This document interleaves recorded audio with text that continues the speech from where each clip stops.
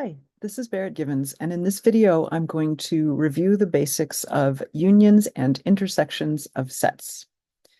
So if we have two sets, sets have elements, and unions and intersections are operations that we can do where we can take two or more sets and combine them either using unions or intersections to get possibly new sets.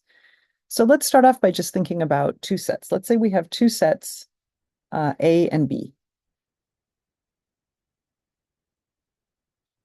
And typically what we might do is we might draw a Venn diagram.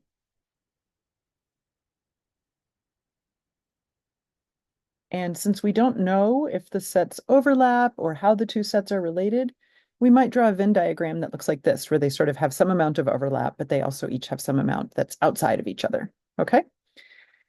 And then the union of the two sets is all of the quantities that are inside either one of the sets. So it's basically where you just take the two sets and you kind of glue them together. So the union of the two sets would be everything that's inside either one of them. So this is my union. Okay, this is A union B. And I can write A union B as the set of all X such that X is in A or X is in B. So X could be in A or it could be in B or it could be in both. Okay, and or always includes both as a possibility.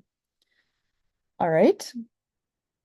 And then if we have the same Venn diagram and we want to look at the intersection, A intersect B, well, A intersect B is the portion of the Venn diagram that's inside of both sets. So that's this little overlapping bit right here. And we say that A intersect B is the set of all X such that X is in A and X is in B. All right, so that's pretty clear when you just have two sets, but you could have three sets, you could have four sets, you could actually have infinitely many sets, okay? So what do we do when we just have more of a general index, okay? So suppose that we have A sub alpha, where alpha is in some I, okay? So for example, I could be the set 1, 2, 3, 4. So we'd have A1, A2, A3, A4. I could be the set of all natural numbers. So we'd have A1, A2, A3, A4, and so on forever. I could even be something else. I could be X, Y, Z, and we have something called A sub X, A sub Y, A sub Z. I could be all real numbers. We could have an A sub alpha with one for every single real number. So this is just like a very general way to say we have some sets, they all have the form A sub alpha, and alpha takes on different values. And the kinds of values that are allowed for alpha are denoted by capital I. Capital I stands for the index set. Okay. So then we can write this union alpha in I, A sub alpha. Or if it's really clear, we might just write union over alpha, A sub alpha. Or if it's even more clear than that, we might just write union A sub alpha. Okay, so depending on the context, we might be a little lazy and leave out some of the notation. But the one on the far left is the sort of most correct, but the other two are acceptable.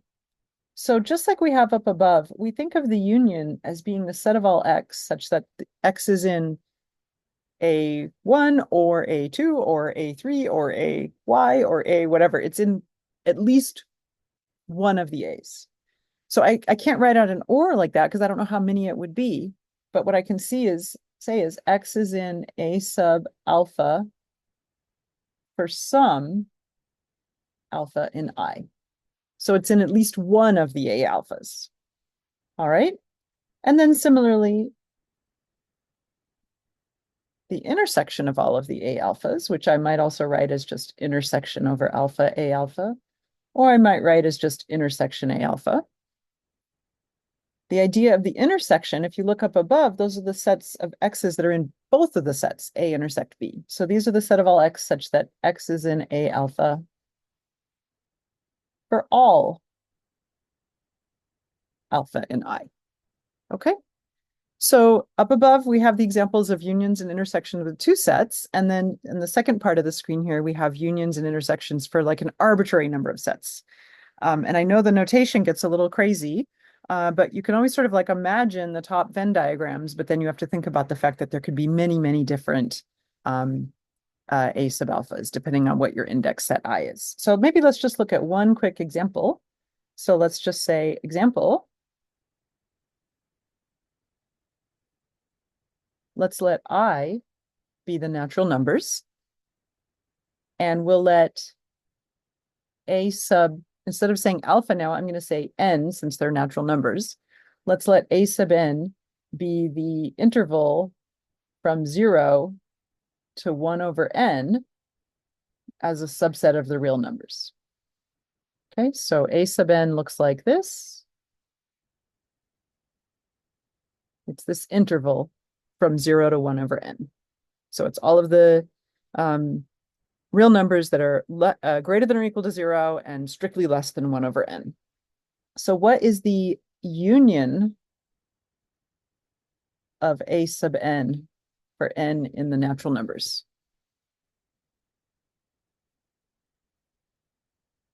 So let's list out the first few of these. So the natural numbers start with 1 in this class.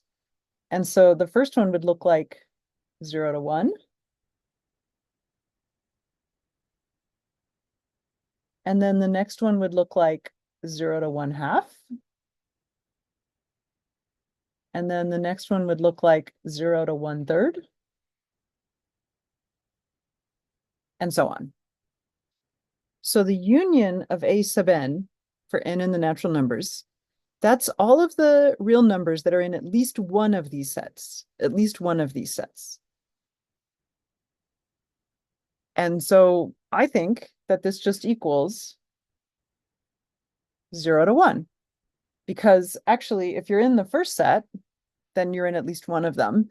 And all of the other sets actually get smaller as we go. So if you're in the first set, then you're also in all of the other ones. So the ones that are in at least one of the sets are the ones that are in the first set. Okay. And then the intersection for n in the natural numbers. So first, thinking about it, this would be the numbers that are in every single one of these sets. There's one number I can definitely think of that's in all of these sets. Which number is in all of these sets? That's right, 0. 0 is in all of the sets. Okay. Anything else? What about like 0.1?